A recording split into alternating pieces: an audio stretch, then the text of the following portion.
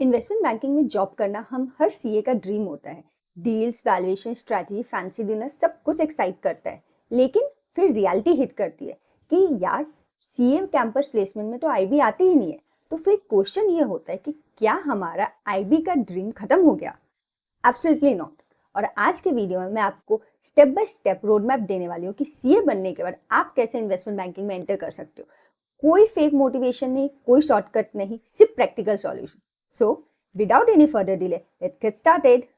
सबसे पहले एक रियलिटी चेक देती हूँ आपको कि top tier banks like BofA, JP Morgan, Goldman से इन सब में डायरेक्टली एंट्री मिलना पॉसिबल ही नहीं है एज ए सीए फ्रेशर।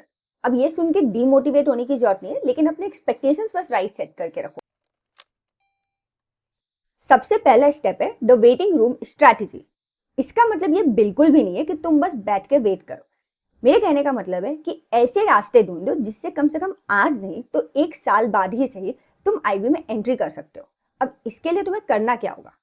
या तो कोई बिग फर्म में ट्रांजैक्शन एडवाइजरी की टीम ज्वाइन कर लो, कोई बुटीक आईबी फर्म में इंटर्नशिप की अपॉर्चुनिटी ढूंढो, या फिर कोई रेटिंग एजेंसी जैसे होती है क्रिसिल रेटिंग, केयर एज, इनमें जॉब ढूंढ सकते हो तुम, या फिर कोई भी वैल्यूएशन फर्म में जॉब देख लो। मैं क्यों बोल रही हूँ ये करने के लिए? क्योंकि इन जगहों पे भी कुछ ना कुछ इन्वेस्टमेंट बैंकिंग से रिलेटेड काम होते हैं। या तो ड्यू डिलीजेंस हो गया, फाइनेंशियल मॉडलिंग हो गया, वैल्यूएशन हो गया, या फिर इंडस्ट्री रिसर्च हो गया। देखो, अगर तो तुमने सोच लिया कि लॉन्ग टर्म में तुम्हें इन्वेस्टमेंट बैंकिंग में ही करियर बनाना है, तो स्टार्टिंग में तुम्हें पे के बारे में नहीं सोचना चाहिए। इंपॉर्टेंट जो है वो रेलिवेंट जॉब करना होता है। तो अगर तुम्हें स्टार्टिंग में कहीं पे अनपेड इंटर्नशिप की भी अपॉर्चुनिटी मिलती है ना, प्लीज जाके कर लो, क्योंकि ये डायरेक्टली तुम्हारा डोर ओपन करता है आईबी के लिए। मैंने इस वीडियो के डिस्क्रिप्शन में एक एक्सेल मेंशन किया है जिसमें बहुत सारे बुटीक फर्म्स के नाम है जिसको तुम रीच आउट कर सकते हो इंटर्नशिप के लिए। अब आते हैं स्टेप 2।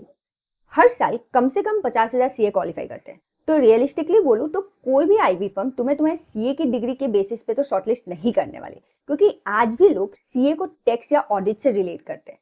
तो फिर करना क्या है? हमें हमारे सीवी में डिफरेंशिएटिंग फैक्टर ऐड करने हैं। Skills like PPT. हर वीक में कम से कम आईबी में एक पिच डेक पे तो आप काम करोगे ही, तो अपना पीपीटी का गेम स्ट्रॉन्ग कर लो। सिर्फ एक्सेल आना जरूरी नहीं है, आपको फाइनेंशियल मॉडलिंग कैसे बनाते हैं, डीसीए वैल्यूएशन कैसे करते हैं, कंपेरेबल वैल्यूएशन कैसे करते हैं, इन सब की जानकारी होना जरूरी है। और आजकल तो ऑनेस्टली यूट्यूब पे इतने सारे फ्री रिसोर्सेस अवेलेबल है कि न सीखने का तो कोई एक्सक्यूज ही नहीं है। मैं ये नहीं बोल रही हूँ कि आपको इन सब में मास्टरी करनी है, बट हाँ, आपको ये पता होना चाहिए कि कौन सा वैल्यूएशन कब यूज करते हैं, नंबर्स के लॉजिक क्या है, एजम्पशंस कैसे बनाते हैं। एक लिस्टेड कंपनी उठा लो और उसका वैल्यूएशन तुम खुद ट्राई करो।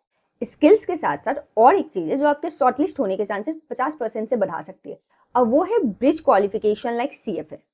मैं ये नहीं बोल रही हूँ कि सीएफए करना कंपलसरी है, बट हाँ, सीएफए करने से ये आईबी का सिग्नल जरूर देता है, आपके शॉर्टलिस्ट होने के चांसेस जो है वो बहुत ज्यादा बच जाते हैं। अच्छा, तो अब तो तुमने स्किल्स भी बना लिया है, तुम्हारी प्रोफाइल भी आईबी जैसी कुछ हद तक हो गया है। तो नेक्स्ट क्वेश्चन है कि हम रीच आउट कैसे करें? क्या सिर्फ एचआर को सीवी भेजना काफी है? नहीं, क्योंकि उन्हें तो हर दिन 100 सीवी जाती है, तो तुम्हारे सीवी का शॉर्टलिस्ट होने की एक्सपेक्टेशंस तो ऑलमोस्ट जीरो। तो अब बेटर अप्रोच क्या है? हमें हमारी लिंक्डइन को बहुत स्मार्टली यूज करना है। लिंक्डइन पे ऐसे सीए ढूंढो जो आईबी में काम करते हैं, लेकिन रुको, उन्हें directly hi please give me a job ऐसे मैसेज प्लीज मत भेजना। सबसे पहले तो तुम क्लियर हो जाओ कि तुम्हें कौन से रोल में जाना है, तुम्हें कौन से सेक्टर में जाना है, तुम जिस कंपनी को रीच आउट कर रहे हो उस कंपनी ने भी रिसेंटली कौन से डील्स किए हैं, ये सब इंफॉर्मेशन पहले ले लो।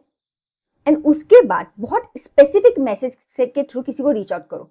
प्लीज कोई भी जनरल मैसेज मत भेजना, क्योंकि ऐसे मैसेज तो उनको हर दिन आते होंगे एंड फिर वो ऊपर से ही देख के इग्नोर कर देते हैं। अगर तुम्हारा जो रीच आउट है वो बहुत स्पेसिफिक है, तो बहुत हद तक चांसेस है कि लोग तुम्हारे सीवी को आगे रेफर करेंगे, बिकॉज एट द एंड उन्हें भी रेफर बोनस मिलता है। लिंक्डइन के थ्रू तुम इंटर्नशिप की अपॉर्चुनिटी को बहुत अच्छे से यूटिलाइज कर सकते हो। तो दोस्तों, आईबी मुश्किल जरूर है बट इम्पॉसिबल नहीं है। अगर तुमने ठान ही लिया है तो रास्ता तो मिल ही जाएगा, बस थोड़ा पेशेंस रखो और सही स्ट्रैटेजी फॉलो करो। आई होप ये वीडियो तुम्हारे लिए थोड़ा हेल्पफुल होगा। अगर ये वीडियो पसंद आए तो प्लीज सब्सक्राइब कर देना। मैं मिलती हूँ अपने अगले वीडियो में। Till then, I am Meeral Singh, signing of.